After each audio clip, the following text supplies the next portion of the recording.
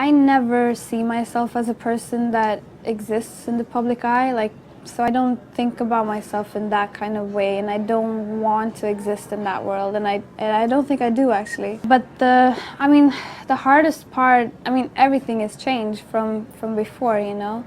The most magical part is that I can, that I can follow my vision in so many ways that I know, I'll have a crazy idea, and then I'll actually also have people who can, help me do them. But I guess the hardest part is having to stay in one world but travel all the time. I get really bored of doing the same thing, So to do the same show over and over again kills me, and to talk about myself so much too kills me. So it's because I'm restless, So that's hard,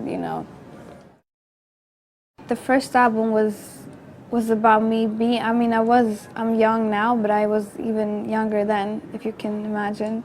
So I was like really young and really uncomfortable. I really was unhappy and just dreaming about, something taking me somewhere really, really far away from this cold, deserted place that I was in, Stockholm, which I love, but it's like that in my teenage years. So I just wanted, that was kind of like my door out, So I kind of put in like that was my ticket out into something more mysterious, into the bigger world. So I think this time it was just completely like psychedelic around me, So I just wanted to get back into that private space again, So I think it was more going back and going even deeper and like rooting myself even more.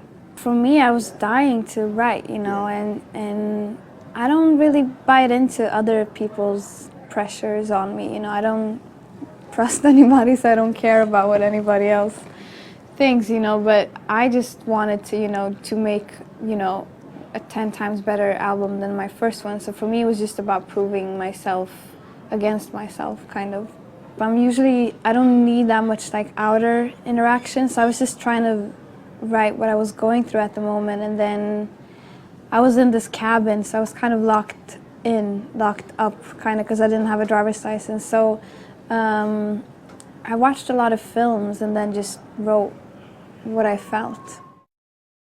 I see things very visual. When I'm kind of done with a song, I already know what I want to do with it visually. So it's more about just letting my imagination run free, and that can be a problem because I see everything very visual. So I've already like directed the whole like thing, but then reality kind of always lets me down, We actually shot that cover. That was even before I even thought about, it's only now that I actually make the connection from that one to that one, but we were at this really cold beach in England, So we were walking around there, and it's about being this like siren of death, kind of like longing for your lost lover in the sea or something like that. So it just got really cold, and then, the photographer got really inspired, and he was like, go into the water, and I'm like, it's freezing, and then he made me go into the water, and then all of a sudden the wind like blew up, so the whole scarf went